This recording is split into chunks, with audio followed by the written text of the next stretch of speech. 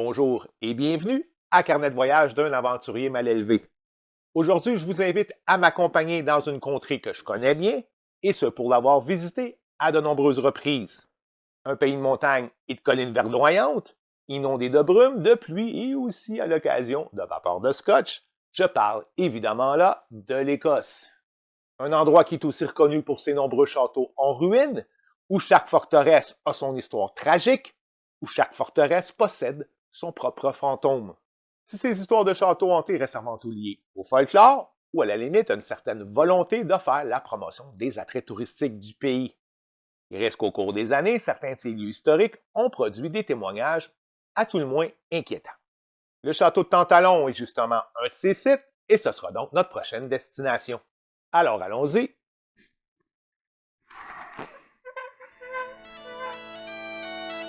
L'enceinte s'élève au nord-est de la Grande-Bretagne, sur les abords de la mer du Nord, à environ 50 minutes de la ville d'Édimbourg, capitale de l'Écosse.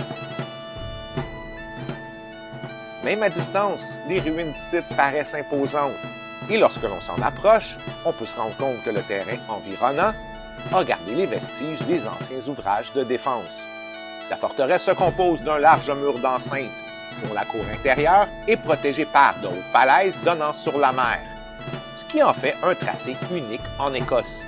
Bâti dans les années 1350 par le premier comte de Douglas, le château resta la propriété de cette puissante famille pendant plus de 2 siècles. Le clan Douglas prit bien évidemment une part active dans les conflits avec le royaume d'Angleterre. Mais la loyauté plutôt douteuse de certains membres de cette illustre famille amena le château de Tantalon à être assiégé par une armée écossaise à 2 reprises, soit en 1491 et ensuite en 1528, où l'enceinte fut saisie par le roi. Enfin, en 1650, lors de la Troisième Guerre civile anglaise, les troupes de Cromwell attaquèrent la forteresse et la bombardèrent pendant 12 jours pour la laisser complètement en ruine.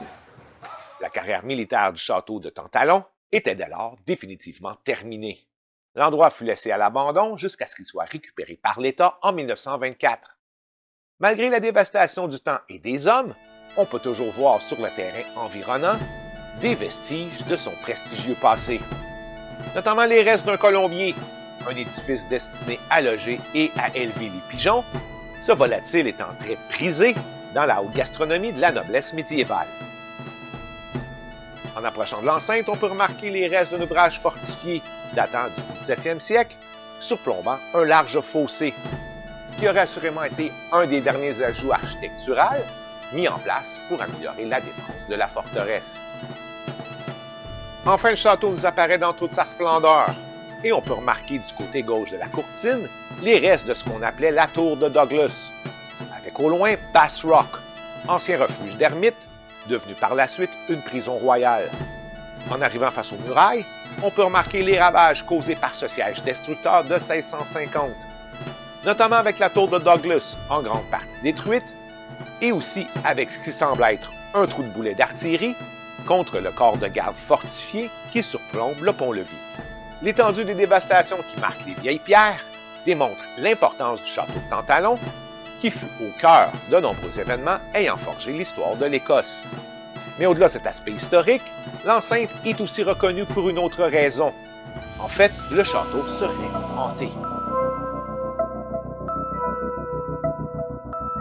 Cependant, on ne parle pas seulement de légendes et de mythes.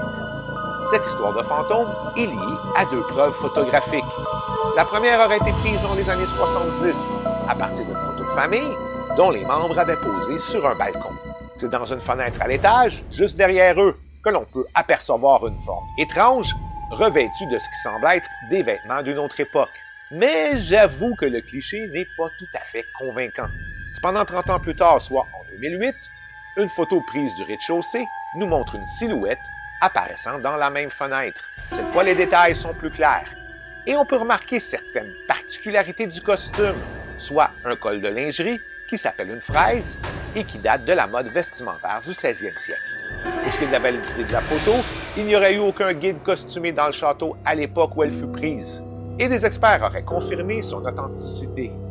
De plus, cette photo confirmerait les témoignages de nombreux visiteurs qui, au cours des années, auraient aperçu un personnage costumé errant sur les remparts. J'ai donc, lors de ma dernière visite, fait ma petite enquête, notamment me rendant à l'endroit où fut prise la photo de 2008.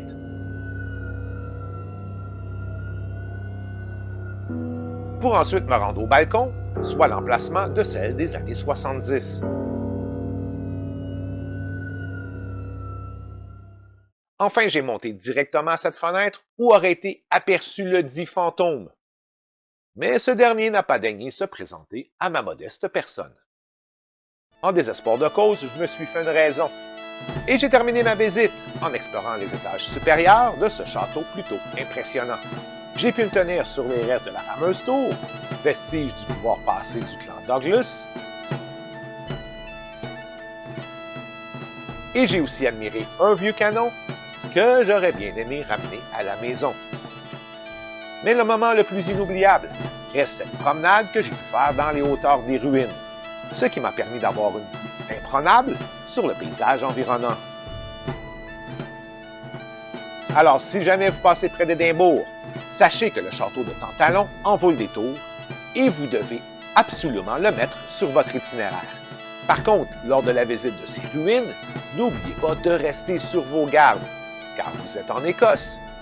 Et même si pour un moment vous profitez d'une température idyllique, le tout peut changer rapidement. Et la pluie, tout comme les fantômes, peuvent souvent apparaître à l'improviste.